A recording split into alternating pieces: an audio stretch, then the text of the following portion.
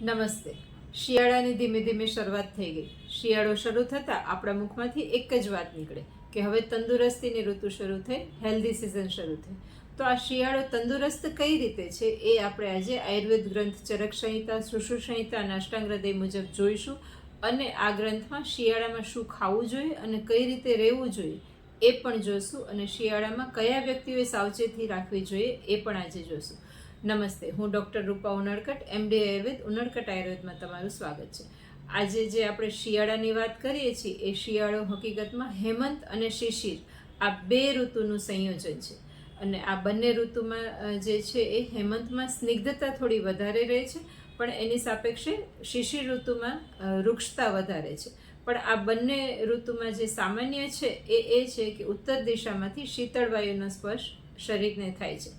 હવે આ ઉત્તર દિશામાંથી ઠંડો પવન અથવા તો જે શીતળ વાયુ શરીરને સ્પર્શે છે એના લીધે શરીરના રોમકૂપો સંકોચાય છે અને એના લીધે શરીરની ગરમી જે છે, બોડી હીટ જે છે એ બહારે નથી જતી અને શરીરની બોડી હીટ અંદર જ રહી અને જઠરાગ્નિને પ્રબળ કરે છે.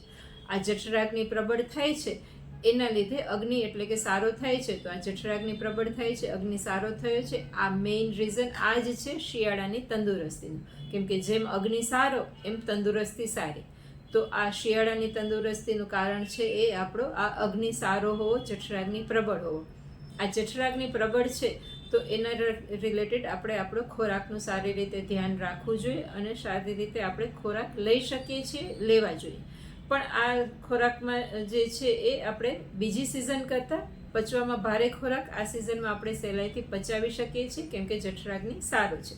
તો શિયાળામાં આપણે શું ખાવું જોઈએ એ પણ આપણે આજે જોઈએ.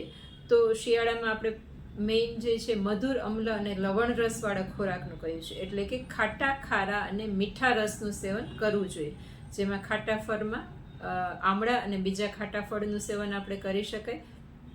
અને મધુર રસવાળા જે કોઈ અનાજ છે જેમ કે ઘઉં, અડદ અને ચોખા, આ અનાજનું સેવન આપણે આ સિઝનમાં કરવું જોઈએ. અને સાથે સાથે સ્નિગ્ધતાવાળું લેવું જોઈએ કેમ કે શરીરમાં જે છે એ શીતળતાના લીધે વાયુ વધે છે. તો ઘી અને તેલનો ઉપયોગ આ સિઝનમાં કરવો જોઈએ. પણ તેલનો ઉપયોગ કરવાથી એવો મતલબ નથી નીકળતો કે આપણે તળેલો ખોરાક ખાવો જોઈએ. કેમ કે તળેલો ખોરાક જે છે એકવાર તળાઈને એ વૃક્ષ થાય છે તો એ સ્નિગ્ધ ન રહેતા વૃક્ષ જ રહે છે. પણ આપણા ખોરાકમાં જે છે તલના તેલનો આપણે ઉપયોગ કરી અને ખોરાકને સ્નિગ્ધ રાખવાનો છે. અને સાથે સાથે આપણે ઘીનો પણ ઉપયોગ કરવો જોઈએ, જેનામાં આપણે અળદિયા છે, રોટલા ઘી લગાવેલા છે એ પણ આપણે ખાઈએ છીએ. એની સાથે સાથે શેરડીની અને શેરડીના રસની બનાવટો છે એ પણ, એટલે કે ગોળ પણ લઈ શકાય. દૂધની બનાવટો પણ આ સિઝનમાં લઈ શકાય. ઉત્તમ પ્રકારનું કેસર વાપરવું જોઈએ. અને એ સિવાય જે છે એ ગોળનો ઉપયોગ પણ આ સિઝનમાં સારી રીતે આપણે કરી શકીએ છીએ. ખોરાકમાં જોયા પછી જે છે સવારે હંમેશા નવશેકા પાણીનો, હુંફાળા પાણીનો ઉપયોગ પીવામાં કરવો જોઈએ કે જેથી જે છે એ શરીરમાં રક્ત સંચાર સારી રીતે થઈ શકે.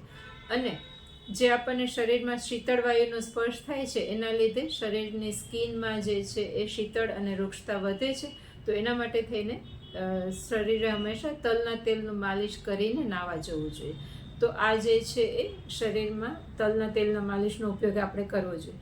હવે વાતાવરણમાં જેમ શીતળતા વધે છે તો એના કારણે જે છે હંમેશા શરીરને હૂંફાળા વસ્ત્રોથી એને રક્ષણ આપવું જોઈએ. અને આ સિઝનમાં ખાસ આયુર્વેદ ગ્રંથોમાં કહ્યું છે કે આ ઋતુમાં પગરખાં પહેરી રાખવા જોઈએ કે જેથી શીતળતાનો સ્પર્શ વાયુને, શરીરને ન થાય.